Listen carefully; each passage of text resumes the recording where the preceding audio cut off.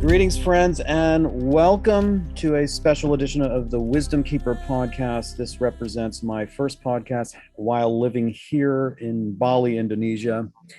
And I have taken a little hiatus to get my family and I settled here. And so thankfully, we are up and rolling again. And boy, do I have myself a real treat with today's guest, Patrick Vanhoebrouk, a Belgian anthropologist specializing in Javanese culture and spirituality.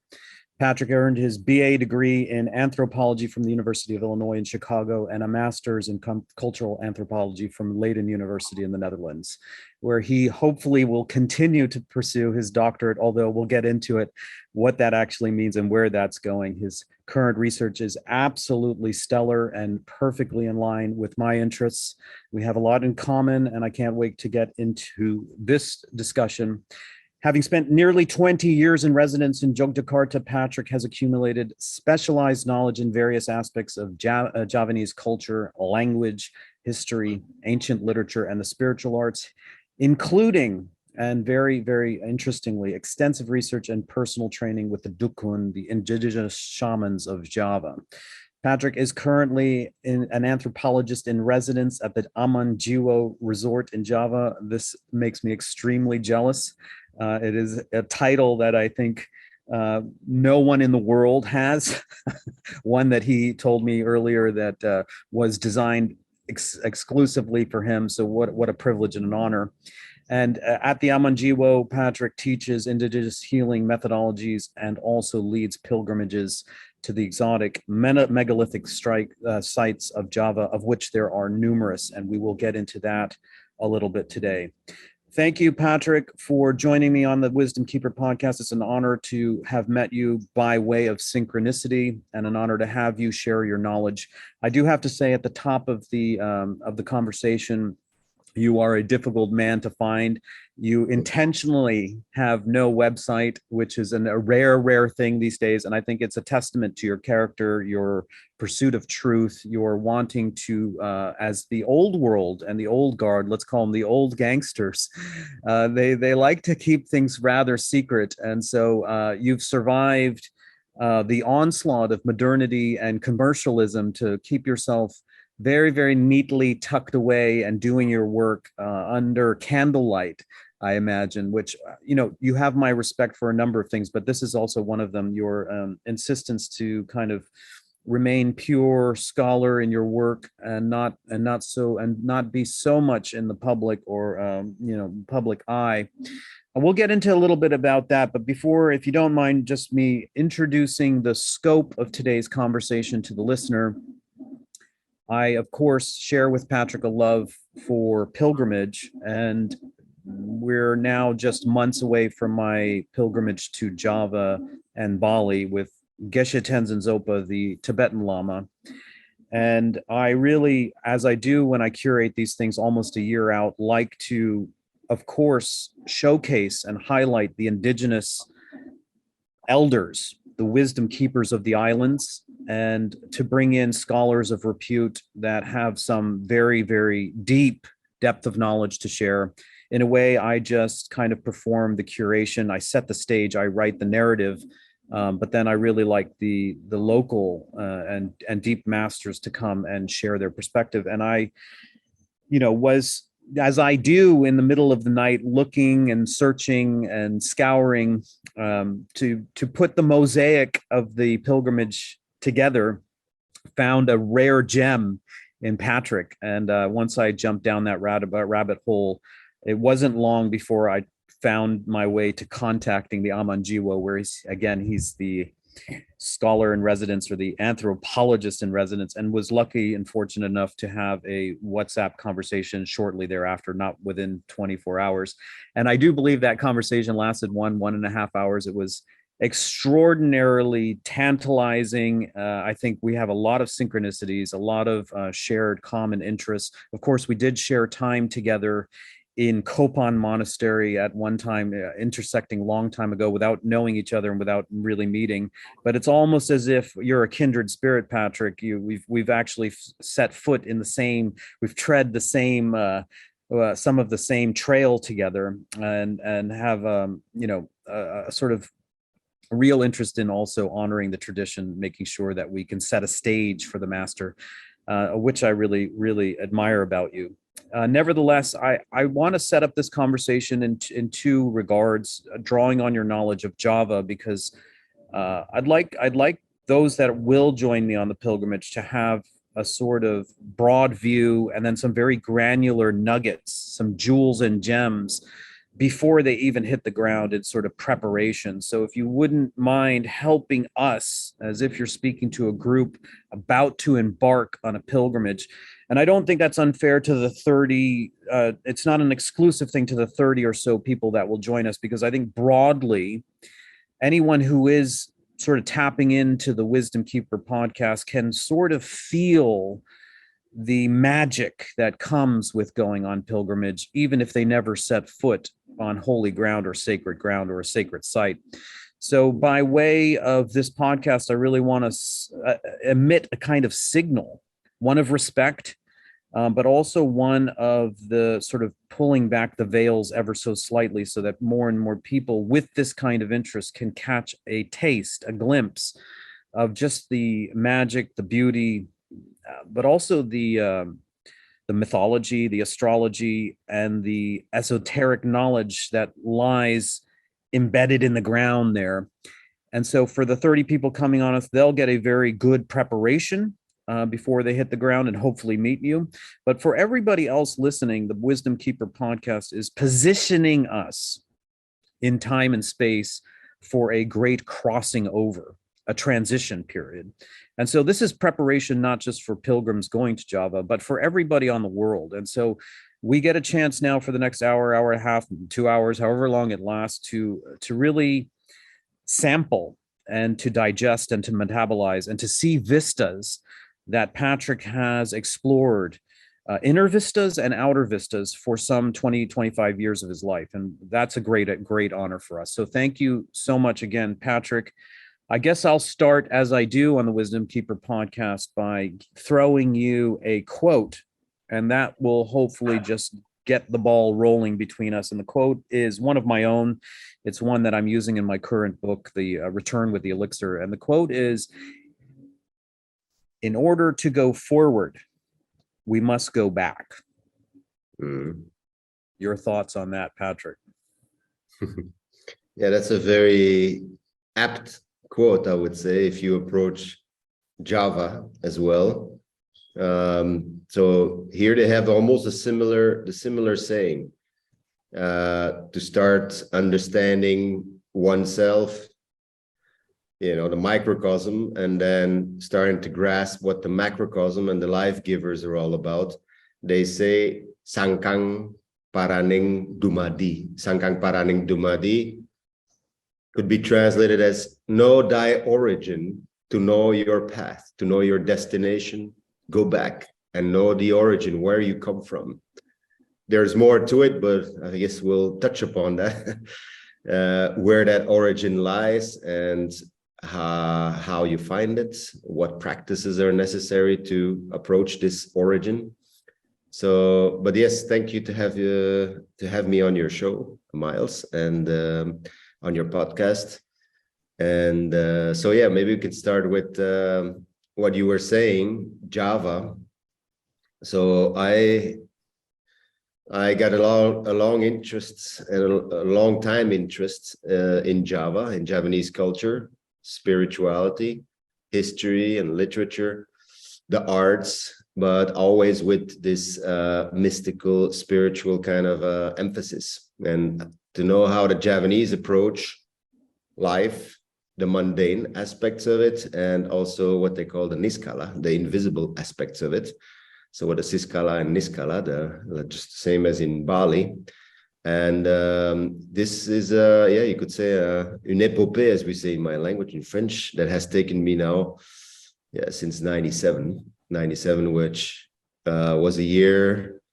It wasn't the year to live dangerously here, although that was a bit hairy at the time, 97, 98, when Suharto's, you could say, empire fell down. It was a historical moment, and maybe these times are also, personally with me, timed with some, you could say, changes, historical changes, and especially in Indonesian. Definitely Suharto's ending brought about, you could say, a reformasi, they say here, a reformation. Actually, that's what the word they use when they talk about that time, 97, 98, the reformasi. And I was here, that's the first time I was in residence as a young, I was going to say, not a hippie, but a backpacker and wannabe entrepreneur in furniture and handicrafts, and trying to ship that out to Chicago at the time. But in any case, it was a quite an interesting time to be here. I thought I was going to be here for 3 months, and then I ended up here for 2 years, 97, 98, and then mid 99, finally the container that we were vying for. After 1 year, one container, after 2 years, we finally filled it up enough to send it over. So that's when I left. It was an interesting year, and this is also the year that, besides just finding a cause, exporting furniture and handicrafts, something that I had learned to do over the years before that, since the early 90s, by going to Nepal and India and always picking up some interesting stuff to go, maybe that might interest somebody else, back in the States where I was living, or in Europe. So, but besides, you could say, graduating in exporting with my first container, 40-foot container, I was really proud. I discovered the system, the Kejawen Kebatinan system, you could say up close and quite deeply from the start, since my main partner here in Java, in Yogyakarta, that was helping me sourcing antiques and furniture. He knew so many people, and so many people knew him, so he was perfect to get to go to carpenters, to find old wood carpenters, to find metal welders, to find antiques. He knew everybody, and I was perfect for sourcing. Well, it turns out he knew so many people because his main job was not to, help around in the furniture and the handicraft business. This was just a second passion. His main principal reputation was as a Dukun. And here I kind of put emphasis on the word, because that tradition, the shamanic healer or the shamanic seer, the master of the mystical arts, the Dukun here in Java, is that was going to have, you could say, a tremendous influence on my own life. And so he was a famous one, and many people came to see him during my quality controls. So he had a team set up for finishing stuff, at his house. So I would regularly go to his place to see how things were developing, and I would always have to wait 15, 20, 30 minutes, sometimes an hour. His wife would come with the tea and say, "Yeah, sorry, Mas Joko is a bit busy with other clients. Can you wait? Or can you come back? Can you come back in a day, maybe sometimes? He's out." And I say, yeah. And I thought he was, doing business with others. But it turns out they were there for serious stuff, healings and exorcisms and cleansings and all sorts of services that the Dukun and the shaman can give. And so I started understanding that. And I had this book that I recommend for anybody. And for instance, also your group, your visitors that would come in September. A good book to prepare is this old classic called The Religion of Java, simply, by Clifford Geertz, who was an inspiration for me as a young anthropology student. And it's a dated research. It's from 1952, I believe, in East Java. But nevertheless, the terms, the topics he approaches, especially the Dukun, the aliran system, the mysticism, the topography of power, which I will talk shortly about, is really where I kind of specialized in, the topography of power, and so on. So it's really still a very valid introduction to what we call Kejawen, Kebatinan, that can then branch into older systems, what I call the tantric system, which we'll also probably talk about shortly. So Clifford Geertz, The Religion of Java. I had this book, and all the italics, Dukun and Santet, black magic and all that stuff. So I passed it through him. I brought it to him, to Mas Joko, and I passed it through him. I said, do you know this word? And because my Bahasa, my Indonesian was still rudimentary. I was taking classes here. And he was, oh yeah, he's like, smiling kind of sarcastically. He's like, yeah, of course I know. Oh yeah, I know that. Black magic, yeah. And pengasian, like love magic and all this stuff. Yeah, I do that. That's what people come for, So, oh, are you a Dukun? You could say so, although it's an ambiguous term, but he admitted to be, that figure. So, long story short, after that experience, I right away started learning with him of what it meant, of what Kejawen meant, and its practice, what they call the Kebatinan. And he taught me. And it's an interesting, as an anthropologist later on, I came more as an observer, trying to find data, participate where it was necessary. But in academic terms, you have to kind of keep that objective, that distance with the subject and the field. Whereas since the beginning with him, he made me participate because of a lack of communication skills. The whole linguistic message, the convention was not there yet. So he taught me, he showed me by doing right away, by involving me in therapies, not so much. I was quite healthy back then, but trainings with his groups that he was training, and it was usually taking place at night in Angkar places, haunted places. So right away, he tried to put me forward to put away doubt, to make me believe that there was indeed something that they were working with, energy between people, between elementals, between rocks and trees and rivers, and the practices that they were doing, trying to connect and absorb to certain entities and energies. And so it was very much participative, not too much blah, blah, blah, but right away applying. And then sometimes he would connect me to a word that I had in my book, to say, okay, let's take this theme, kumkum, a practice of meditating in water. In Bali, they call it yoga tirta. The water temples are based on this union with the water, the purification aspect and so on. And so, okay, kumkum in rivers. Tonight, you meet me at 8 and I'll take you. And so usually we would then sit in tributaries where two rivers meet, what they call the tempuran, or in springs, in wild places. And, sometimes he would leave me in haunted spots, abandoned houses and abandoned. I know some of the rivers here in Bali, and you do not want to go into a river at night, not knowing what's in there. I mean, that is a serious meditation. Well, so that was my welcome. This was 97, 98, 90, 99. And it definitely left an imprint. So I wasn't scared enough to walk away from it. I got more interested in it. I got hooked. And so, long story short, the whole rest of the process was basically to try to come back to the field, now look at it as a field and a subject. And I read, and to become an anthropologist, that was, I guess, my best card or my best alibi to make it back here, to observe and analyze and write about what I was so passionate about right away, that caught my attention. And so I came back. This is when I went back to the States and I got my BA in anthropology, cultural anthropology, and MA then right away. I was speeding it up to try to be back here, not get the gold or the hot when it's still hot, the cold when it's still hot. And in 2003, I made it back finally. So 99, I left. 2003, I made it back for my first fieldwork research.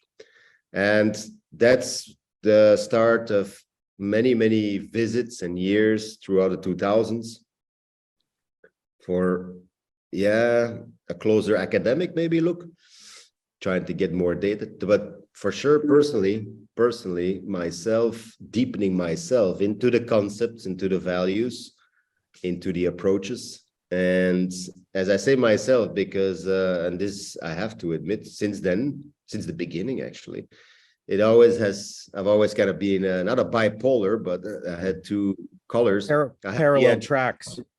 Yeah, I had the observer trying to be objective, but I also had the private self who was definitely on a quest. I mean, otherwise, so the scientist and the contemplative or the yogi at the same time, which is it's a perfect metaphor for where we're heading, because, you know, we're bridging those two worlds, and you're somebody that was coming from one world and trying to enter into another. And this sort of rational scientific paradigm was insufficient. I mean, you had no choice. The Dukun brought you right into the participatory.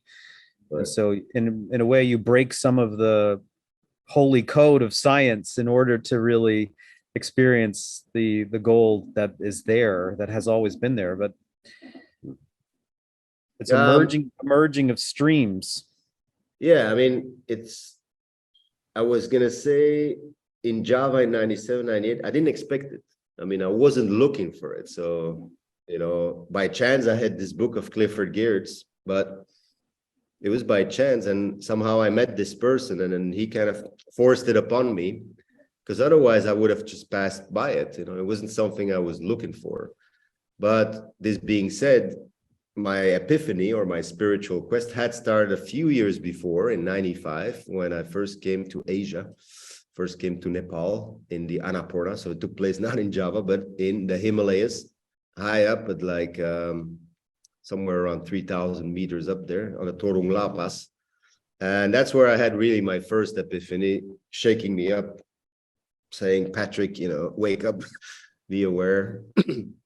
Life is not just all about, you know, these sex, drugs, and rock and roll pleasures that you have indulged with. And don't try to get higher. Don't try to keep getting higher than high. That was my message on top of the 7,000, 8,000 meters there in the Annapurna.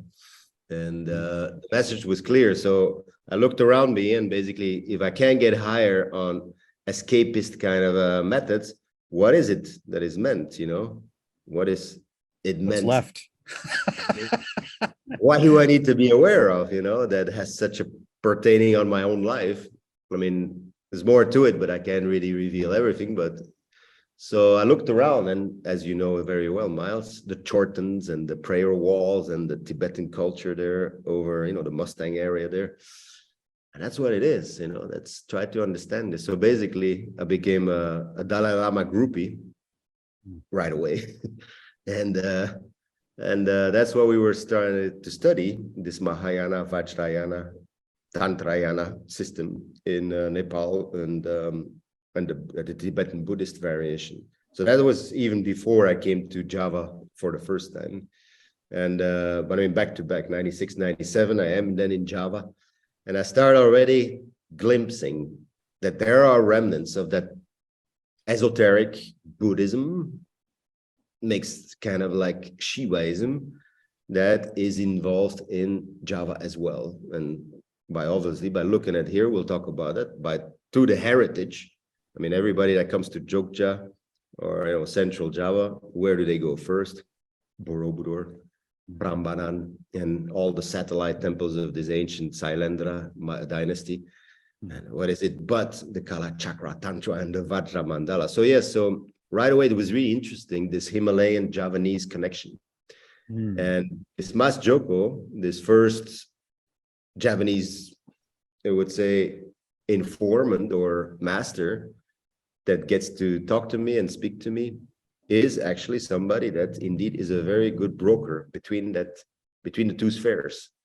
And there is something to be said about the link between Java and the Himalayas, and he will then later on again be involved in that passage. And this pertains to also your visits, since you're bringing a Geshe, they might be interested in that ancient linkage between Java, Jawadvipa, Suvarnadvipa, and the Himalayas. And we're talking about Atisha here in the 11th century. Yeah, we're about to, that's right. We're about to get into history. So I'm gonna ask you to do me a huge favor. Can you put this historical transmission and connection, most likely it's two-way, between Java and the Himalayas that you're bringing up? Can you take a step back and bring us into prehistory and the significance of Java and the Indonesian Islands. And I'm going to ask you to go all the way back, because I've had Freddie Silva on the show, and I've also had a number of others, John Michael Greer. These guys are not hesitant or even squirmish about talking about Lemuria and Atlantis and these kinds of prehistory. And because you're a scientist and a yogi, they don't have to be mutually exclusive. I think there could be a historical line, and I think there can be a more mystical interpretation of the same thing at the same time. But I don't think that these things, when you hear the biographies of Lama Tsongkhapa, and he's in connection with the Sambhogakaya, and he's in connection with Manjushri, there are ways that both multiplicity of ways of looking at reality and looking at history, to rob us of an opportunity to see things through multiple lenses, I think is unfair. So can you position the extraordinary nexus point in maritime trade and exchange of ideas that Java represents, Sumatra, the Indonesian islands?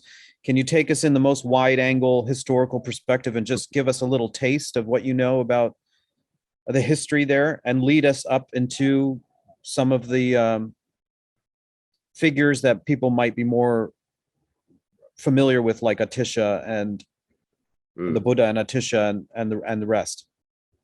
Yeah, I mean, in summary, as an anthropologist, you get confronted to a lot of, you could say, folklore or mythological, what they call here dongeng about, these are origin stories. So these are often mythological, semi-mythological stories that explain an ancestral settlement or a monument or something behind something.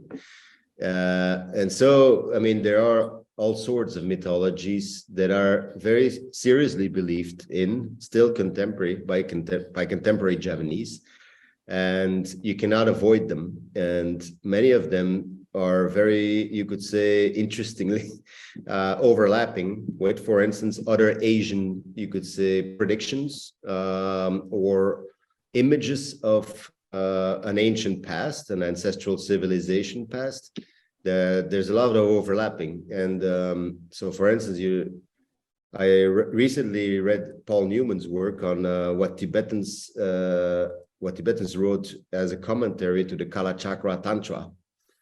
And it's quite interesting. I'm not gonna bring out everything, but they also bring up a prediction that will take place in 1,000 years.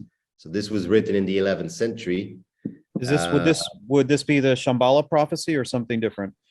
Well, yeah, it mentions Shambhala, and it mentions the 25th, the return of the 25th king of Sri Kalkin Kalpa, I believe, of Shambhala. And so it's really interesting, without going further, but Shambhala and this mythological Shambhala, and then the prophecy attached to it is very similar to an 11th century, indeed, prophecy from Java called the Jayabaya prophecy, which you had brought on the show with Chok Day, also from Bali, who would definitely know because he's Balinese, and Balinese indeed know their ancient Javanese history. So Jayabaya, Kadiri, 11th century, a prediction comes out about a sort of apocalyptic change in the world that will take place 1,000 years after. Now, there's a lot of similarities in the line by line between this Javanese prophecy and what we know from the Tibetan body of the Tangjur body of, especially the Kalachakra Tantra commentary. In any case, these are, you could say, stories and predictions and warnings, especially spiritual warnings, including in that are very common for I would say, a pan-Asian area. And if you go deeper into this, it's something that started way earlier. So these are what we call the cycles. And when you talk about this with Javanese, and I work with 5 trusted masters. I have to say I've met a lot of gurus here in Java over the years since 97. So, 30 or 40, what they call charismatic masters, and they all have their own communities, and they don't necessarily work together. This is not how it works here. There's no kind of a foundational hierarchy. It's a very kind of sectarian scenario for all these Kajau and Kabatinan groups. But anyway, I kept 5, and they tell me they all convinced about the ancient landscape and civilizations of Java way back in megalithic times. And they can even point, then they say, when you come to the land, they point to certain sites and call here, these are the material heritage of these ancient civilizations. But most of it, you have to go into like what they call the Murni, the Sajati state. So to connect with these ancient civilizations is still possible, they say here, but you have to go into this contemplative state. And for that, they know exactly the points, what they call the portals to connect with. You brought up the name Lemuria. You brought it. This is somewhere by the sea, by the south coast of Java, and the whole south coast of Java is a shrine, for it. Many stories related to Gunung, to the volcano or to the mountain, that are linking with the Meru and the genesis of humankind. So, for instance, Lawu, the ancient texts talk about Lawu and 7 other mountains. No, seven in Java and 2 outside of Java. So 9 sacred mountains that are all ancient parts of the Meru. Once the gods flew the Meru from India to Java. These are very ancient histories and historiographies from the Majapahit and even before. And so this is what Majapahit people knew as history of their land, the genesis of Java, and the people on it, and everything that they found.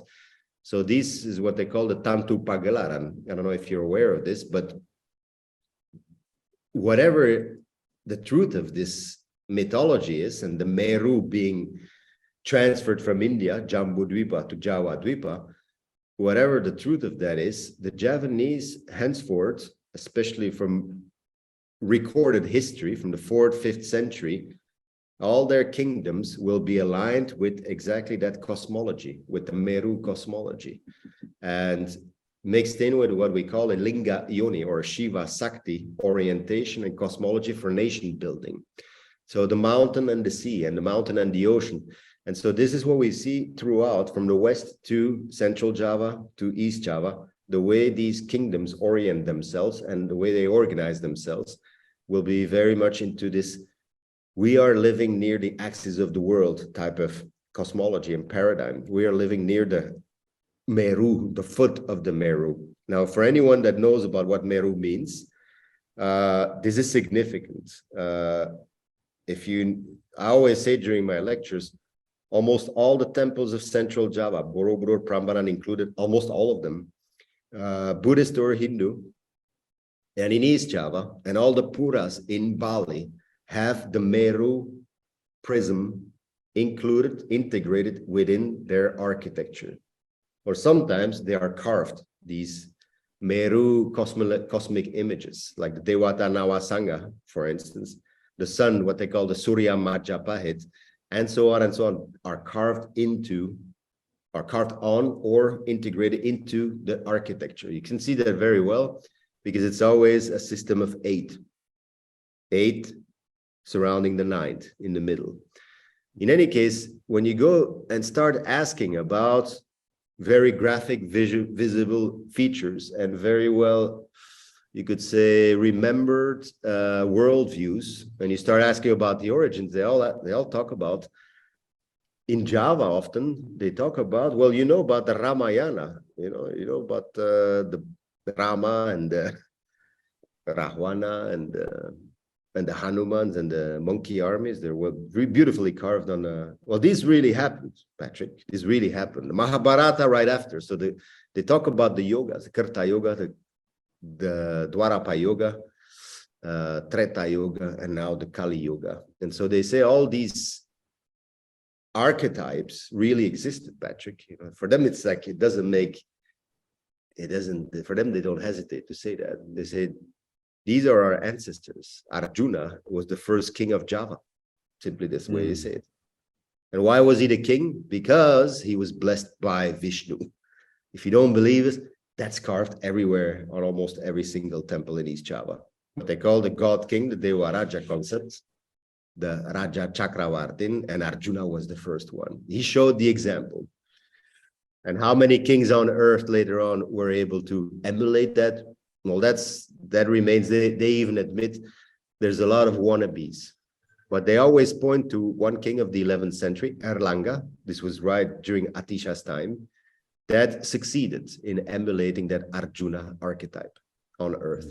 So Erlanga, very famous in Bali, very famous in East Java, was one of those very formative rulers. And till today, his story, the biography, the Arjuna Vivaha, is, you could say, mandatory learning, mandatory doctrine, I would say, for all the kings of Java until today. You have to know this story to know what it means to rule over a land like Java. So until today, the sultans. And the Arjuna Vivaha talks about Erlanga as Arjuna. Sorry. Maybe you cut this. Can you get this? No, it's fine. Roll with it. It's fine. I've got birds, and I've got call to prayer coming at 12. It's all good. Yeah. So in any case, Erlanga emulates that Arjuna figure. This story has been translated by Stuart Robson, 384 pages. It might be interesting also for people, readers of Java, to read it, because still today they consider that's Erlanga imitating or becoming Arjuna, then being blessed in the same way to become king on earth. They consider that, you could say, as the manual to be a Raja or a Ratu in Java until today. Now, this is very, very significant because it brings back ancient mythology that sometimes predates even what they call the Hindu or Buddhist times. Yes. It talks about the mountain and the sea and the elements, and it talks about the Grama Devata, what they call ancient entities of divinities. They're all functional, 4 and 5. They talk about the elements, the Pancha Mahabhuta, which is still, you could say, integrated in current Hindu Bali or Hindu Java, the 5 elements and the 5 essences of the. So it's a very amazing prism to understand Javanese, core Javanese mysticism and spirituality. In any case, let's go back. So they talk about an ancient time. And when you ask these Narasumber, these informers, like my masters and their clients, I mean, these people are trusted by, I would say, anything from farmer next door to #1 in Indonesia, meaning the president of Indonesia, and every social caste in between. So that I did that work as an anthropologist. Who are the clients of these Wong Sapo, of these Dukuns, of these shamans? Well, the entire population, every single caste and class is basically in need of these services till today. And especially people who have the means and who have important challenges in their life, still, you could say, go down for counsel or problem solving with these people. So these masters, you could say, in this context, in this country, they have quite a high credibility. And they have a high level of responsibility, I would say, in terms of, yes, problem solving or answers and counseling hinges upon their own visuals and their own, their own interpretation, which then will be followed by the client. And so this could have repercussions upon a high number of constituents, if you see what I mean, right? So from a source of wisdom and then being developed or applied by an important person. So in that sense, the credibility is questioned. And when you ask these people about, is there any truth to this type of Genesis stories? And they say, oh, yeah, we wouldn't dare to say otherwise. We wouldn't dare to say otherwise, because if when they talk about deep subject, they're always aware of who's listening, of who's witnessing the conversation, even with me. They also told me, Patrick, when you start touching upon wisdom, be careful what you say and to who and in Patrick, what context. let me interrupt you and just put some, I'm trying to synthesize as you go along, and I'm just, what we're talking about is a pre-Buddhist, pre-Hindu civilization. Yeah. And we're talking about one that is deeply, deeply contemplative in nature. Maybe it's a pre-Diluvian civilization, something that Freddie Silva and Graham Hancock speak very candidly about, that understands a connection between cosmos and psyche, in a sense, in essence, that there's a much larger picture than modern historical record has been able to articulate, and that it actually has, it's not just that it blows our calculus away, it also has much bearing on what it means to be a human being. It has a existential importance. And not only that, but there is something about the mythologies and the astrology accounting for the time that we're living in right now as a kind of transitory rebuild, revolutionary period, a period of access consciousness, a period of reclaiming old wisdom, a time of an ascension of some sort, or of a bringing back, or of a clarifying, or of a dispelling of darkness, something like this. So we're talking about large swaths of time that we find ourselves right now at a very poignant turning point. Yeah. And of course, the critic is going to say, not, I mean, the reductionistic scientific person is going to blow this all out of the water, saying there's no actual record of it. But in a way, what you're trying to illuminate is just the everyday person that has been raised generationally in this land, take for granted or take as an assumption this larger mythology, see themselves within this kind of cosmic order. Their temples, speaking of this mythology, when you're talking about Meru and you're talking about a mandala, you're talking about the center of the earth. You're talking about the center of this dimension of reality. And what does that do to the human psyche? What does it do for the individual? It orients them. It's an orientation. It's a reminder. It's there to break the spell of sleepwalking. And so there's something about the Kala Chakra that you're talking about, but there's something about the indigenous Javanese mythologies that have some coherence, some commonality. Maybe it's the same thing, that there's something very pivotal about Java itself physically, and there's something about this time that we're living in right now. Am I getting close? Yeah, you're taking the words out of my mouth much better than I could formulate them. But indeed, what you're talking about is people who are convinced of that. Now, mind you, they're in a minority. These type of belief systems, I'm not going to say have been systematically reduced to paganist kind of hearsay, but and actually systematically try to be buried since the 16th century, so since the fall of Majapahit, and this is the truth, but also the role of modernization, and you could say neoliberalist and in technology has done an effect to alienate Javanese with this type of, I would say, primordial belief systems. Now, the fact is, they always think of themselves as 5 against 100, like in the Pandawa Kurawa. So the world will always be 5, seers, or what do you call wisdom keepers, versus the 100 wannabes or arrogance or ignorance. They're not quite there yet. So it doesn't matter as long as the 5 remain. And so there's, you could say, regenerational cycles of the 5 always being present.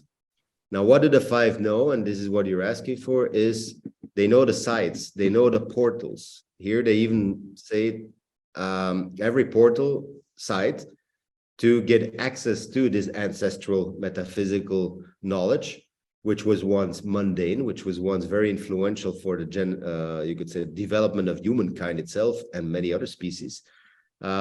These sites are there, and they all still have intact vectors. Mm. So when you follow something like the tantric path or the Raja Yoga path, which is taught, in India and the Himalayas, what is it called, the Mahamudra and the Dzogchen? I mean, they're all. So then, for what? For what? You ask, for what? Just to acquire power and infinite type of.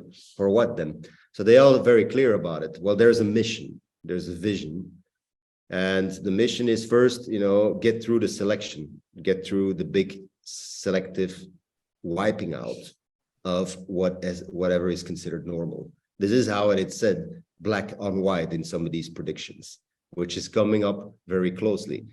They said the prediction was written, the warning was repeated 500 years ago. Again, your guest Chokade talked about it. Okay, this was, well, he talked about the 1,000-year one, a 500-year warning. You could say reminder came up, and they call this the Sabdopalon. And in any case, he then says, in 500 years, I will come back, and it will be preceded by cataclysmic disasters of social and natural sources. And he says then, so this is what the Javanese are looking at right now. I mean, since 2018, at least, they're linking, many of these masters are linking the events in the world. So it's not just a Javanese thing, it's a global, because they always talks about humans. And so they say, yeah, this is it. The signs are all there. So now we're progressing into a climax, I guess. And this is how they're looking at this. And there's a selection going on. The teachings are there. The practices are there for you to pass through. The filtering, a big filtering of, by nature, of what you could say could constitute a new era. So without going too much further, but everything is black on white, talked about it. For me as an anthropologist, it is important to see that they believe this indeed, and they actually teach these practices in function of that event, of what is happening. So they're not teaching mysticism and, discovery or initiations of powers and siddhas and all this, what they call the Raja Yoga path, the yamas, niyamas, and all the way to the samadhi and dharanas and everything that comes with it. And what potentially could be the kamalokas and the narakas. But for what? You always ask, demi apa? For what? What is this for? All this wisdom. Is it just for compassion and empathy, as the Tibetans say? Is it just these two pillars that support each other? Yes. But for what? Why must it be? It's a very existential question, like, why, as a human, do you think this is the utmost importance? And they always will bring up this type of cataclysm and the cycles that have gone on since immemorial times. Yeah. And they have stories, they have books. Some of them are now being translated. Then, interestingly, then you're playing the sarcastic one, the skeptic one, which as an anthropologist you have to be. It's like, yeah, right, show me, I'm from Missouri, which I'm not, but so show me. So they will show you. And they say, okay, Patrick. So they bring you to what they call portals. Then they talk about dorpal. Dorpal is like the vectors, the chip of a temple. You can destroy a temple, can take all the stone away and all the beautiful iconography. You can take away the panchadhatu, the 5 metals, and the 5 stones, the Panchabhatu Mulya, what they call they have names for all of these. When you build a temple or a vector, you have to have these. And so on and so on. Everything can be taken away, but usually they don't find the vector, the chip, like a microchip of a computer. And if that thing is still emitting, it doesn't matter if it's turned to rubble or just back to a natural site, you can connect to it. And so, without going too much further into details, unless you really want to, but yeah. Oh, come on. Everybody's hanging on every word right now. We want to take us into a portal. Give us an example. Now we're going to transition, because one of my other questions is, take us to a site, lead us on a pilgrimage, choose one of these megalithic sites. Yeah, of course. For those who may never have the chance to be with someone like you or your master, to even come to Java, what is it like to go to one of these sites? Pick one of them and bring us in. I mean, is one of these chips or these vectors at Borobudur? Is one of them at Paramanan? Or are they even more esoteric and even more hidden? Maybe if you don't want to disclose the actual location, just give us a taste of what it's like. What do you feel there? What do you do there? What happens when you get there? Miles, you know very well there's levels of initiation. These type of things you don't talk, high school matter, it pertains to high school matter. It would be a weird thing to repeat high school, teachings to, postgraduates, but vice versa, it would be a leap that would be, I would say, of mind fucking proportions, but basically. Sorry.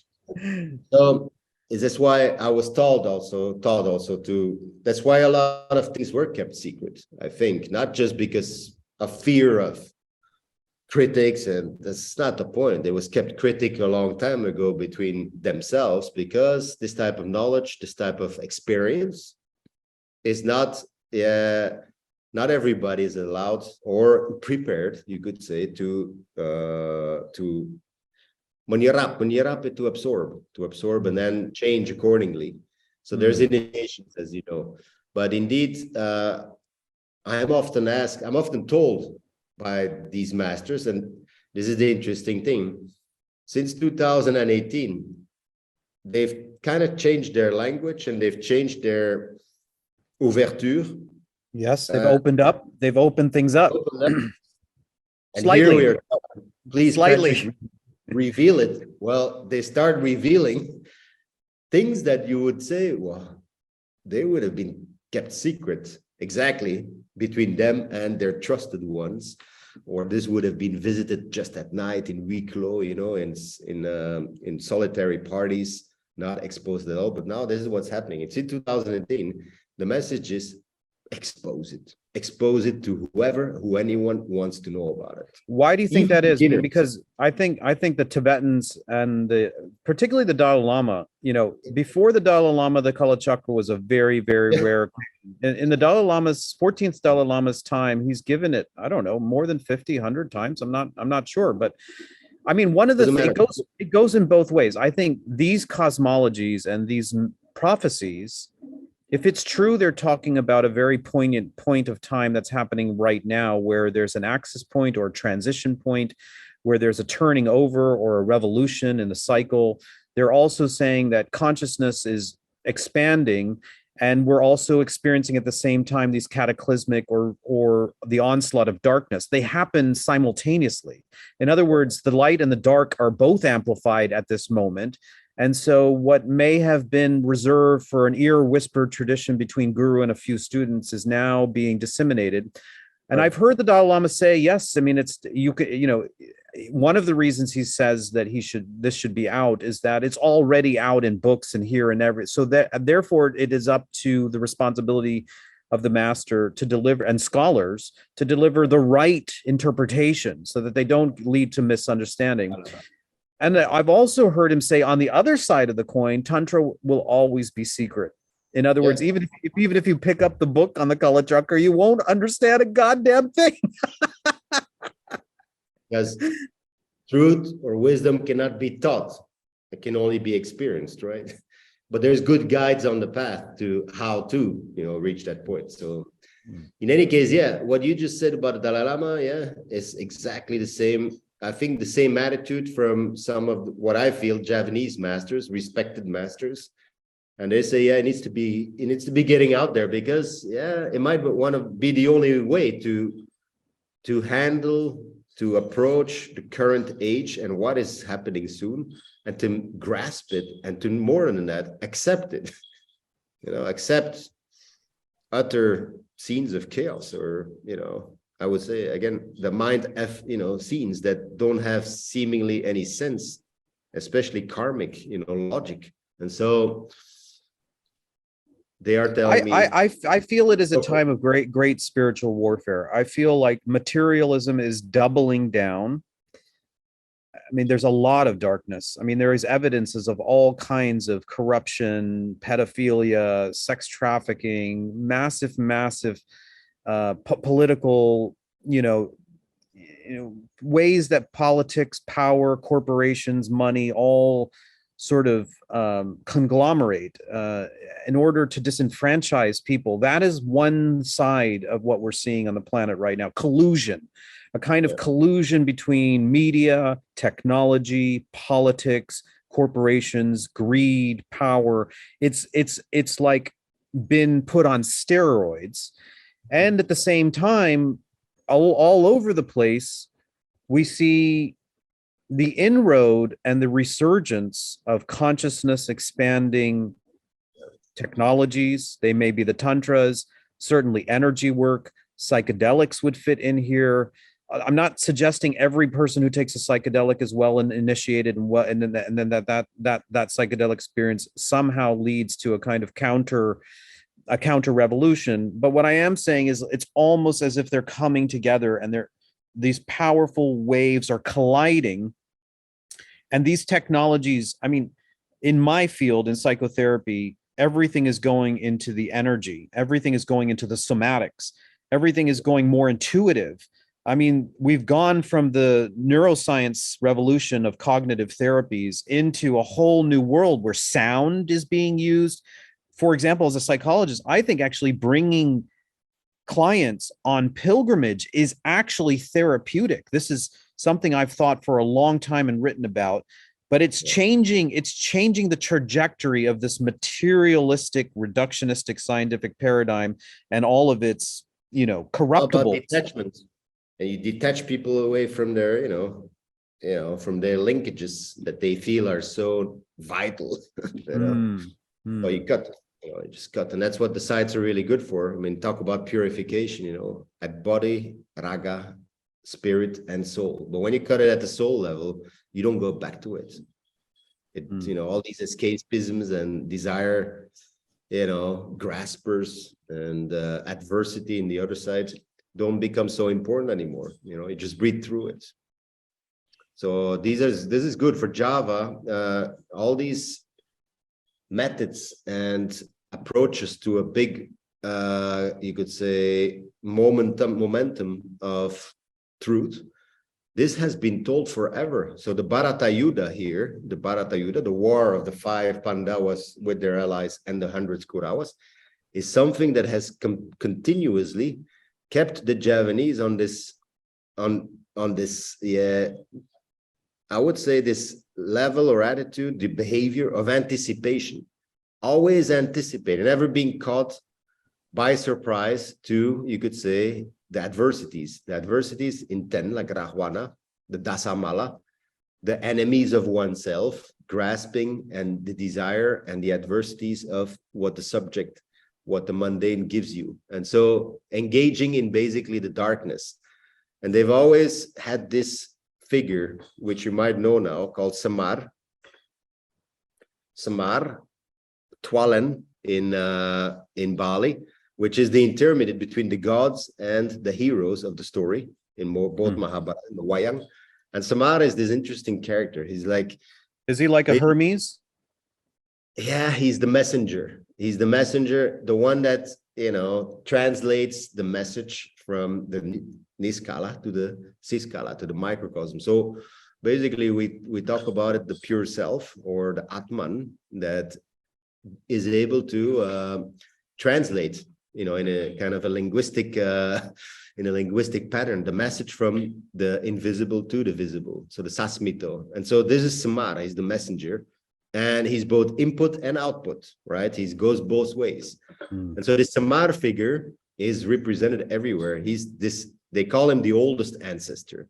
Now, in the past, you had Agastya. He's a Maharishi Agastya. Here in Java, Agastya in India is like this Maharishi, but here in India, they call him Bhattara Guru, the divine oneness embodying as a human. Agastya is represented in Brahmanan. And it is this Samar figure. Now, in this day and age, coming back to this dark age that we're going through, or this anabolic or steroid kind of yeah, very confusing times. The Javanese and the masters are saying, grab to the Samar cosmology, grab to him, call upon him in your life. And all the practices are directed to arriving at the Samar. The sites, every regency in Java will have a Samar shrine. And this is just one. And so Samar, what does it give you? He says, they say, Eling lan waspada. And I can take you to a site very, very graphically. Samar says, Eling lan waspada. Eling means remember, be aware, remember. What is it to be remembered? Well, the science and the wisdom of old, the wisdom that has been laid down, transmitted on paper or not for 2,000 years or more and more, and you're forgetting that, you're taking a risk. And then, Eling lan waspada, be alert, be on guard. And be on guard is again, talks about, you could say, the traps in life, the one that can, leave yourself engaged into either attachments or adversity. We call them the dasamala. There's 10, there's 6 that are linked to our own enemies, the malas, and then there's 4 that are linked to too much imbalance in the energies, wind, fire, earth, and water. Too much of everything or too less of everything, and an imbalance in the elements. Now, in any case, those are the sites and those are the cosmologies that are almost integrated in every of these sites. They remind you that you have that you have these connections with the 5 elements, that you have inside the powers and the faculties to be the captain, to control, engagement with, ruinous desire and adversity, and accept it, being able to accept it. It's like, oh, well, I can't do much about it, but I can do something about how I interpret and what I choose to go forward with. So they're asking us to become the Dharma Raja of our own mandala. In other words, instead of just paying homage and hanging on the coattails of some external Raja and hoping that they're going to lead us to salvation, the idea is the outer mandala. The outer mandala and the Mount Meru at the center, and these injunctions of how to balance are all about instructions for you to balance your own energies so that you can take conscious command of your own mandala. Yeah, right. Exactly. And this is the thing, it's like the Raja, the Deva Raja, you are all a Deva Raja, just like they say, in other words. I mean, these are just labels, everybody has a Buddha within, everybody has the Christ light within. Yes. So, I mean, these are just models and archetypes. And what they want you to do is to discover that for yourself, you can be a Christ, you can be a Buddha, you can be, and this is Tantra, you can be a Kuera, you can be a Maheswara, you can be a Rudra if you want, at the proportional right time. So everything is about, because we talk about space, the second time is Kala, the time. So the proportional in time, in space, with the right person, and with what is at hand, basically. So there's an art there of translating this non-dualistic message to a dualistic chaos, which we are part of, the first hell, as they say. So this is continuously repeated. When I ask why all this, why is Javanese mysticism surviving? Why are the texts, why are the Wayang, the ancient texts, why are these ancient mythologies still believed? Why are the sites still approached? What are you looking for there? For why? No, that's. I'm a Mr. Pinocchio, or here they call it Petruk. Petruk is one of the Wayang characters, and he's just never satisfied, with his curiosity. So I keep asking why, for what? Why so important? And because if it's just for siddhas, black magic, then I get that too. But it's so shallow, like the siddhas, For what the siddhas? Why did God give us, the capacity to know and to fly, astral flight, and to go spy on someone from very far? Why? And so they tell me, and the main thing is what you just said, to prepare for a cataclysmic change. They always say the same thing. Then they show me the sites, and coming back to, will you ever talk about it? I can talk about it, but I can certainly bring you there. Because it's so important for them, because these are the sites, there's many sites. And as I said, the path is gradual. So there's gradual knowledge to be had at every site. Some are on hilltops, some are on peaks of volcanoes, some are at the beach, some are in caves, some are near big old trees, some are in the waters of Java, springs, rivers. So that's the ecology. When I divide things, I divide history, culture of the Javanese, spirituality, and the trip. Then the last thing is the ecology, the landscape itself. So there's four, you could say, methods of understanding the sacred topography. There's a historical part. There's always a narrative there, but I won't bombard you too much with that, just enough to inspire you. The culture of that spot can be translated through all sorts of expression, art and architecture, or even agrarian practices or gastronomy. Then there's the spiritual part, where you close your eyes, there's no aesthetics anymore, and you look at the vibration of what is at hand, the site itself, and let it speak to you, right? This is the tantric union, the esoteric. And then there's the ecology. Different up there rather than by the beach. Different in the ground, in the Mother Earth's womb, rather than in the river. You know, that the water and the elements, these energies, they're different. They give you different messages. And so, but they complete one another. So this is very interesting, the way they look at this topography of a whole entire island as an encyclopedia. And the sites are exactly described as such. This is a very old, you could say, like a lonely planet for spiritual pilgrims. The whole island, miles from West Java, central to east, touching upon Bali and coming back. This was written actually in the 15th century, Bujanga Manik's pilgrimage. He just writes about it. He's one of the only pilgrims that writes about the sites that he goes and sees. And there's Shivais, they're Buddhist, there's strange hermitage, but it's mostly all hermitages. They're strange, you know, animist and dynamic, crazy gurus. On all the sites are mapped. And apparently, this was a very, very famous maps for not just Javanese pilgrims, but also for visitors. I mean, Java for a long time, the tantric masters, the Dewa gurus of Java attracted pilgrims from all over the place. We know this. I mean, we know this from prasasti and inscription. So still today, can Java still be approached to it? Yes. You have the masters, you have the sites, you have the vectors. They're still buried deep down. This is not something that looters look for. They don't even know about it. So this is kind of a background. The sites are there, and yeah, it depends on people then. It depends on their ability to go into emptiness. In emptiness, what I mean, in the samadhi, dharana, dhyana, you know, the withdrawals, as we say, withdrawing from the body, the sense, intellectual, emotional bodies. You know, right now, please shut up. I don't listen to you. I don't engage. I don't care. 20 minutes, 40 minutes, 3 days, 3 nights. Whatever you tell me is not important. So that's the Bhima path. The Bhima, the cultural hero, who kills, neutralizes the 7 holes of the face, and then the sex and the anus, you know, the 8, 9 holes of perception. It's like, I close them. Not important what they see, what they feel. I'm not interested in what their message is. So then you go into this emptiness realm and you just wait. What comes from the other side? And here is what the Javanese say. Now here is the cream of the cream. In these sides, you get the murni, kasajatian, the impeccability, truth in its rawest form. Can't deny it.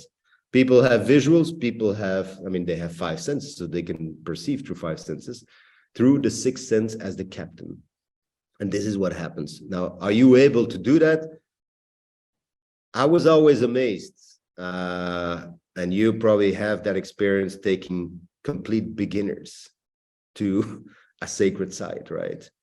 I mean, not complete beginners, but people you think they don't really know. They just kind of, you know, they're dragged upon by their friend, or they were recommended to join this trip to maybe find a solution or purification. But it is these people that, for me, often prove the system. Complete beginners, you know, complete like clean slate. They don't have comparative ways or, you know, scenarios that they can make based on what they already know. They kind of come innocent, which is interesting, because we often say that emptiness that you try to reach is like, you know, the newborn or the before he was born, that fetus, that mind that was held in the 9 months womb, we're trying to go back to that innocence, Can you, with all that luggage and baggage of your life, can you go back to that innocence? And so often we have these beginners, and after 2-3 days, they start realizing things and shake their heads like, have you ever had this? No.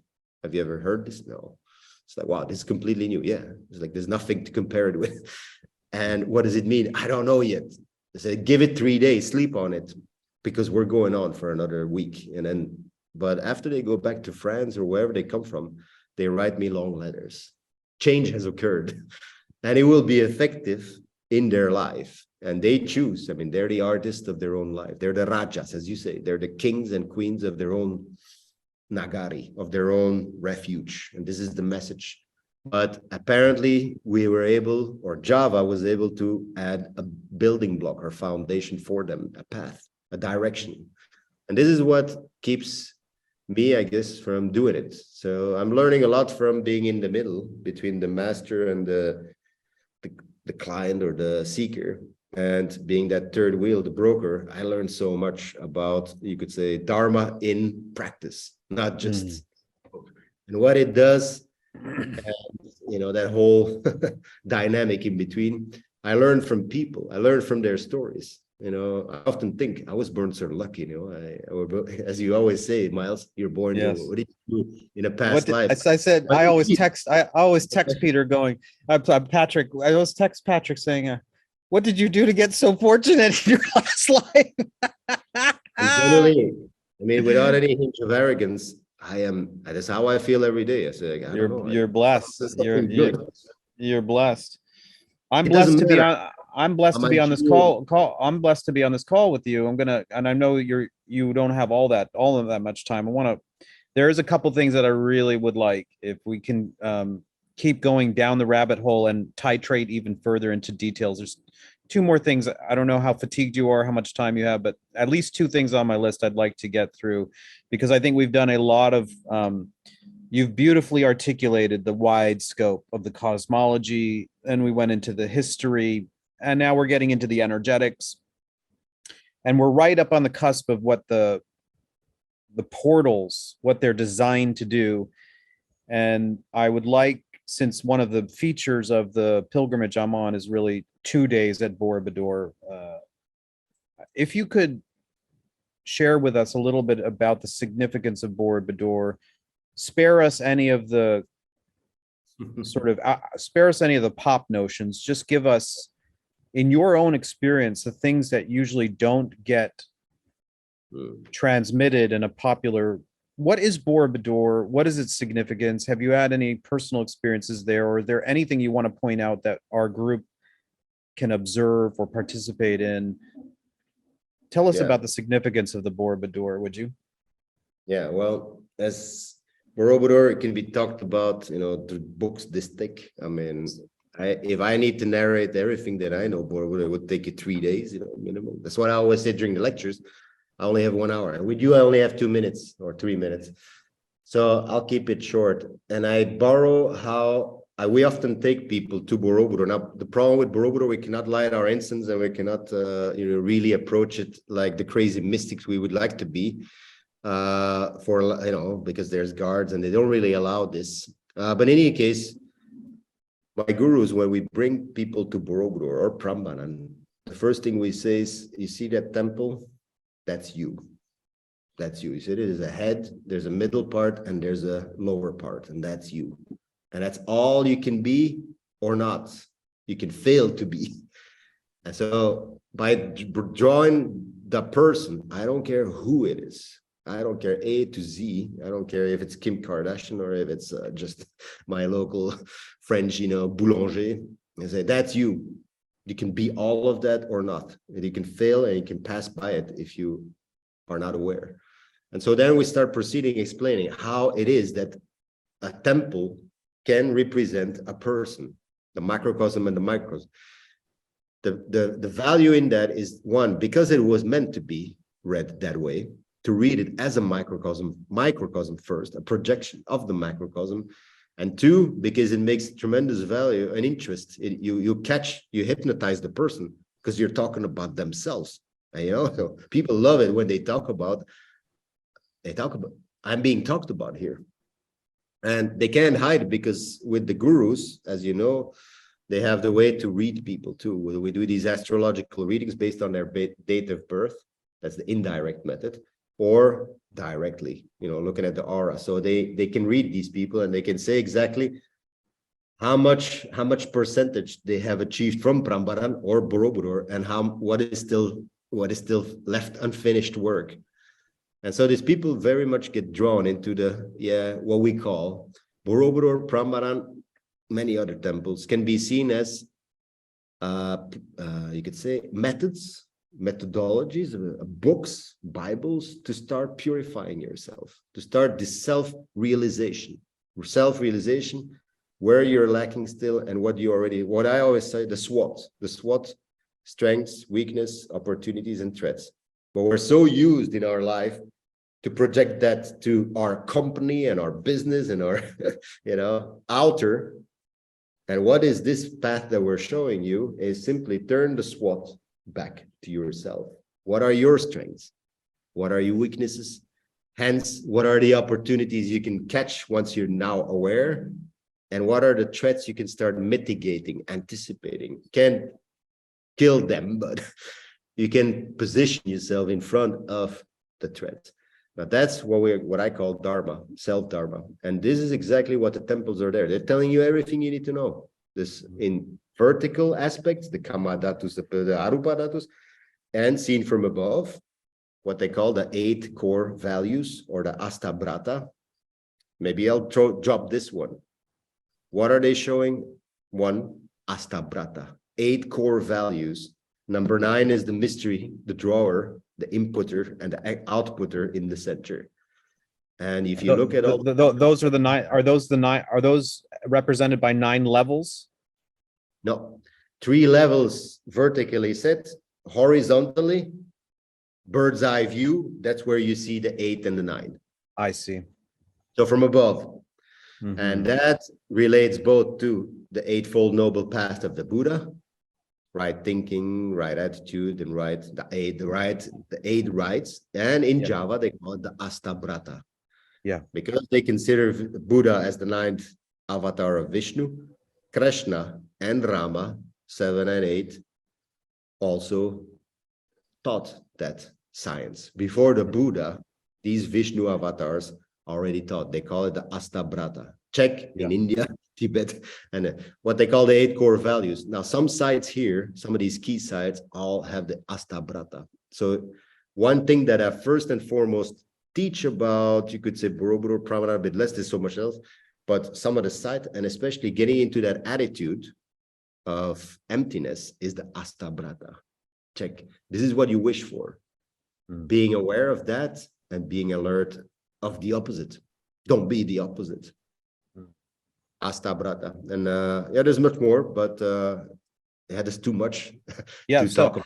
I mean, in a way, what you're saying is that the physical structure is a teaching on self-mastery. Everything about it is all the reliefs. How many reliefs are there? All the levels, all the measurements. 2,500, 508 statues. So and much more. And all the numbers are precise, right? I mean, this is what they, Graham Hancock's work at Angkor Wat, for example, shows that the measurements are not random, nor are the positionings, nor are the numbers of the deities. How many Buddhas were on the Borobudur? All of this is representative of something above, but also something within. Yeah, especially within. So maybe not as a closure, but to kind of summarize Javanese spirituality, I would say the pure Javanese spirituality and the old one, it's to always arrive at that self-realization at its most extreme. And they're very pragmatic people. If it doesn't lead to that, they're not interested. If it doesn't lead to that, they're not interested. Javanese are pragmatic. It has to have an effect on the harmony of their life, of the harmony of their family. So they're very pragmatic. If it doesn't have a result for them, you know, if it's just blah, blah, blah, and if it's just too much about Dewata, too much macrocosmic, so-called divine, you know, universal truths that they cannot validate by themselves, they're not interested. That's what I like about the Javanese. For them, it's, I should be able to convince myself that this is truth. And this is what I like about Javanese. They're not, you know, you could say they've been indoctrinated for a long time, but then you have to check of how much that indoctrination, how deep it really went. Or are they good, really good scammers? You know, they kind of keep that level of, you know, I'm a good Muslim and I'm a good whatever, neoliberal, and I'm a good communism, but I know this is just the baju. Inside, there is another, you could say, paradigm. And that's where I go to when I have problems. As an anthropologist, you have to be skillful. For people who don't like to talk about secrets, you make them talk about problems in life, you know, problems with their wife, with their loved ones. What do you do then? Which system do you then go to provide, to arrive at a solution or at a grace? Where do you go? And that's when they reveal themselves. And that's the way they also then admit of how to approach the whole thing, you know, how to plebiscite, how to discover something that they actually have within them. So very pragmatic. And this is what I like about the Javanese. They learn about the big picture, but they always, as you say, look at, if I put myself in that role of the wayang, 300 characters of the shadow puppets, you know, and an old man once told me, if you look at a wayang, you want to understand it, well, put yourself in the role of every of these characters at one time. Sometimes the bastard Senkuni, who always cheats, Durna, the Durna. Sometimes you can put yourself in the Bhima position and feel what it, would you be that brave? Would you be that honest? Would you be that persistent? I say, well, maybe in my life I have sometimes, but I know at some other points I didn't, and I lacked the persistence or the perseverance. And sometimes I lied, yeah. And you have to admit, this is like a meditation looking at all the characters. Yeah. Which one are you? You've been all of them. Yes. Borobudur, you can be all of it. You can choose. You can choose to be. This is Tantra. In Tantra, everything is possible. And then feel what it feels like to be and act and speak like that. So that's for me, it's a very tantric approach. The Javanese Kabatinan is still very much tantric. It's very much putting yourself in the position of either a divine or a hellish being, an archetype, a hero, or the absolute antithesis of it, the black and the dark. Because they often say this is the Bhairava Tantra, the left side. The left side Tantra, learn about truth by doing exactly the opposite. The opposite. Negotiation with the darkness. And we know this was prevalent in Java because the most icons of divinities that were ever found, larger than life, life size, small size, and even pocket size, is which deity here in Java, Central Java especially, and East Java? Durga. Wow. Durga, the absolute, she's bigger than even Shiva. Durga Mala, Mahadevi. It's perfect because the last question on my list, we're now heading into the conclusion here. Maybe we can sum it up this way. You know, in my short time here on Bali, one thing that I've really come to appreciate is how much emphasis is on the darkness. Yeah. I don't see that anywhere else. And I've been studying Jung and really seeing you know, Jung was very familiar with the mandalas, but his emphasis was on the union of opposites and spending a lot of time in the shadow, spending a lot of time on the darkness of human beings. And when the Balinese are doing their ritual offerings, they're both appeasing the spirits and the deities, but they're also placating, feeding the demons. Right. And you know, even the sarong, the checkered sarong that's both black and white, is evidence of this sort of ongoing eternal dance between forces. Yeah. And I know there's a lot of magic and therefore black magic on the island. I've been sort of blown away by it because it accounts for a lot of the hysteria and the craziness that happens, and the, you know, from everything from vomiting and sickness to, anger, explosive volcanic anger and disruptions. I know there's a lot of magic here, and there must be obviously in Java too. Can we end on the note of what kind of commentary you have on this dance between light and dark forces? Yeah. And end on the note of magic, because that's really your work with the Dukun. I think these are wisdom keepers of a great magic and of a magic realm.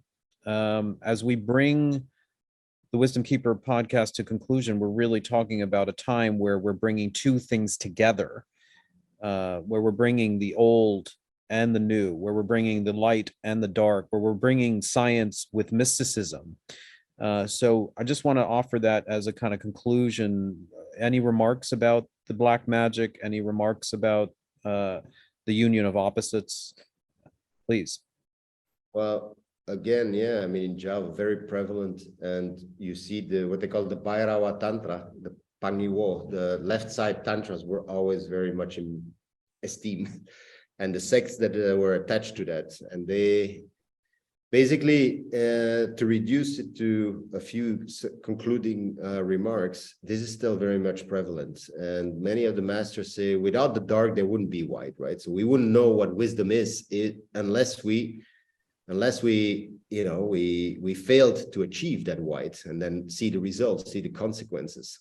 So again, very pragmatically, drawing it to the humans, not really about the stories, and not really in Bali, for instance, Calon Arang, very famous, placating the spirits.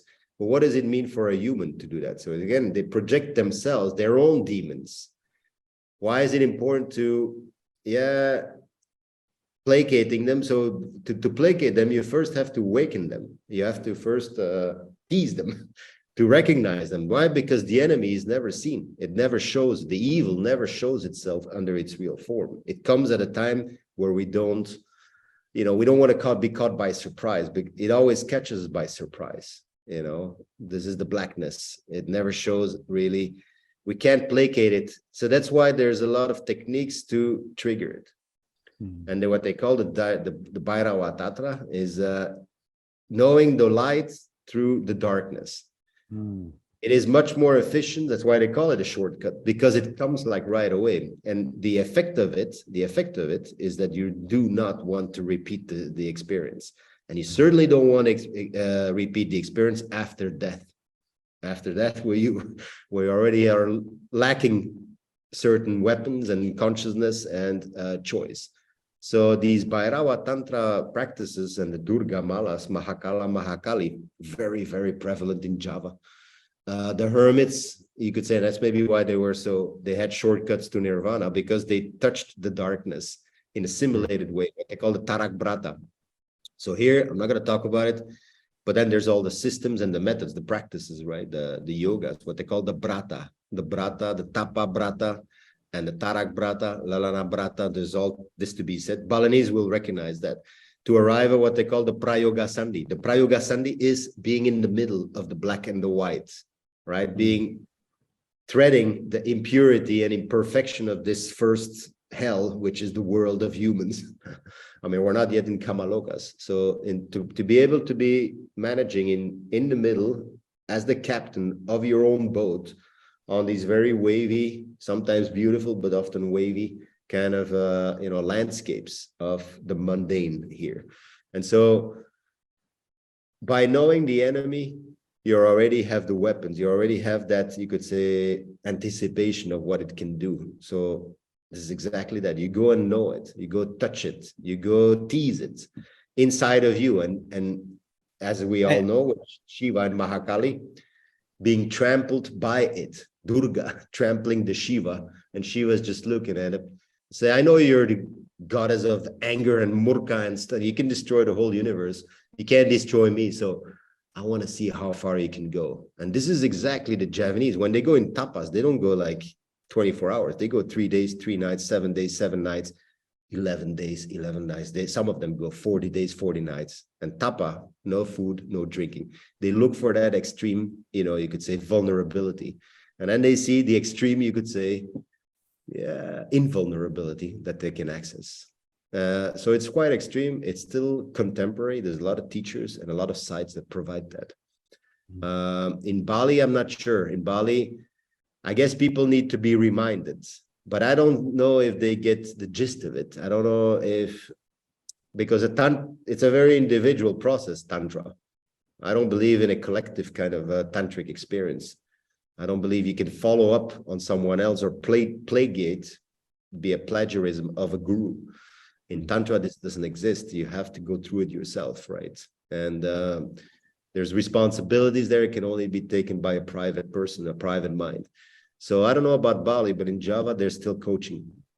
They're still coaching, and they take often the extreme path. So it's very clearly, you know, like you're touching upon the hells and the guardians of these realms. These are the ones, the wrathful ones, like in Bali, in Tibet, the wrathful keepers of the hells. This is who we're going to knock the door on, and we're going to invite, but in a simulated way. So what they call the Malima, the Pancha Mahakara, and so on. This is still, people still understand, they teach it, and they still practice it. And they use it in life. Anything then in life, disasters or problem in health and in relationship and in work and in collective problems and accidents, become so much more compared to what I just got in the tapa. This is a piece of peanuts, you know, like a piece of game, you know. So for them, life is like they can start like not adding drama to the drama. You see what I mean? And that's the problem with 99% of the people who live in their sense perception and perceive process through an IQ that is often ignorant, and an emotional body that just grasps on these thoughts. And that's exactly what they do. They add dramas on top of the dramas instead of seeing and decorticating the drama and saying, how important is it? What's the essence of this drama? You know, it's like nothing. When you go through these extreme practices, you become somebody, not arrogant, hopefully, but a bit blasé, you know, a bit blasé with the temptations and the opposites, supposedly the sources of fear, doubt, jealousy, you know, all these things. You're like, I've been there, done that, and it wasn't really tasty enough. You know, this is not a source of happiness. I know.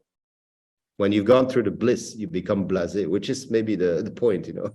It's like you start minimizing, you start becoming an austerity or an ascetic by nature, because, you know, nothing really tastes so, you know, but you start appreciating what needs to be appreciated, but you're not swaying very easily.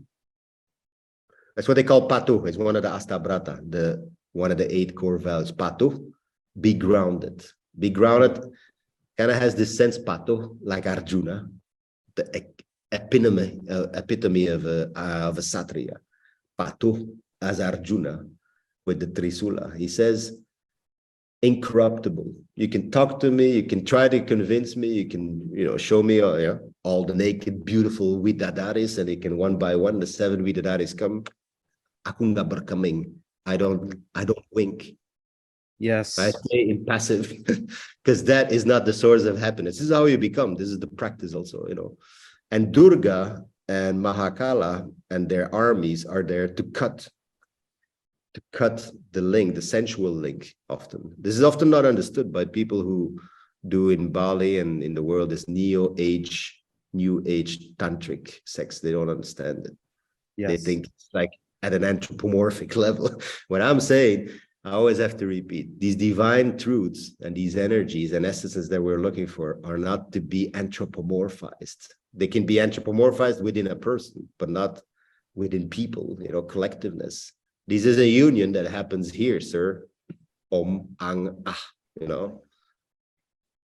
Anyway, I try to keep it authentic. So there is indeed tantric sex, but it's a process, an internal process where you become Shiva Sakti, you know, Shiva Ratri, Ardhaneswari, what they call the person, the combination, balance, equanimity between consciousness and Shakti power. This we have practices for, but you don't need a partner for that. You need to partner up with the elements for sure, yeah. So there's a cosmic dance and a sexual dance, you could say, with the elements. not with another person. Hmm. That's just, a risk of deconcentration, actually, another person. So I've pissed off a few people that came from Bali that teach this kind of stuff. And I'm saying, well, this is not what they understand as the tantric union. Sorry, Yeah. I don't know who created that, but it's actually more of an obstacle rather than a boon. That's okay, Patrick. I've pissed off a bunch of people too. So I think that's what happens when you criticize the pop culture views of these things that are extrapolated and as entertainment. There's I entertainment and get there's it. yeah. You can make money out of it. I mean, as we started from the beginning, when you were talking about your master asking you to submerge in a dark river at an evening time where you don't know what's lurking in there, it's a good metaphor because that won't sell very well in Bali. but what it does is it acquaints you with your fear, just like the yogis that are doing their chud practice in the cremation grounds. If you want command of your mind, you have to go to the places of darkness. You have to go to the edge of fear. You have to go to the place where you have robust desire. You have to go to the fire of your aggression in order to claim it so that you can tame it. And there's so much of that spirituality that's on the search for light, but don't want to really deal with the darkness. It's only a half truth and it can only go so far. I think it actually undermines the true spiritual path. But it's not sexy and it's not marketable and it's not for everybody. And for those reasons, you've kept yourself well cloistered. So in sum, let me just thank you because you've taken us on quite a long journey and a very rich one.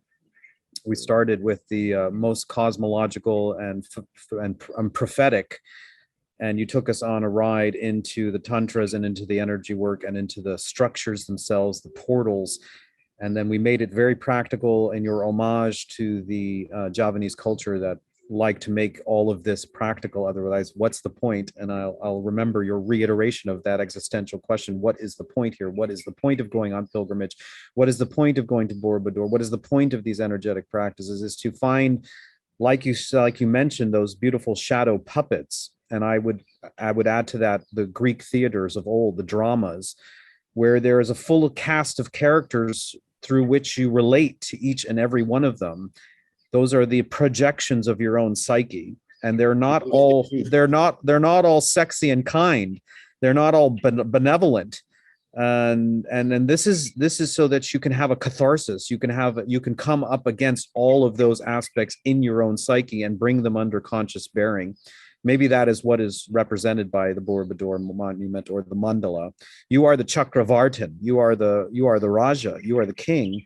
Only after you have subdued all the demons. Only once you have brushed, in the face of death with them in the battle, in the great epic Mahabharata wars of your own mind. So, in sum, I just want to thank you first and foremost, just as on a personal level. It's a great synchronicity to meet you. I feel I would be honored if you would join us at least for a day or two in Java when we're there with the group. And I'm going to put it out there in public. Patrick is a humble servant of the Dukun, and myself, I feel myself to be one of Geshe Tenz's Open the Lamas. And it would be nice we shared a vision together of maybe curating the opportunity for a Dukun and a Geshe to meet at the summit of Borobudur as a kind of testament to the moment that we're in. If it truly is true that this time is a great sea change of monumental proportions that has been foretold in the past, and that there is a portal opening for consciousness to expand, and that there are these wisdom keepers who are encouraging people like Patrick and myself and all the clients and students that we serve, it would be a great symbol to bring the twin streams of Tantra, the Hindu yoga side and the Javanese side together with the Buddhist side, and open that portal and let these wisdom keepers share with us the ceremony and the blessing that will actually serve as a bridge to bring us into the future.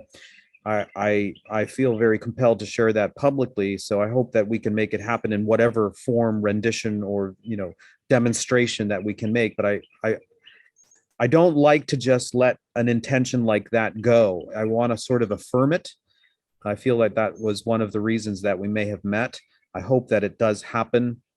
And I hope that these kinds of conversations on the Wisdom Keeper podcast with people of Patrick's sincerity of heart, devotion, esteemed knowledge, and credibility, integrity, I hope that they do reach the eyes and ears of people across this planet right now at this pivotal time and move you to see that you are that journeyman on a great pilgrimage to the summit of a great sacred site in your own psyche.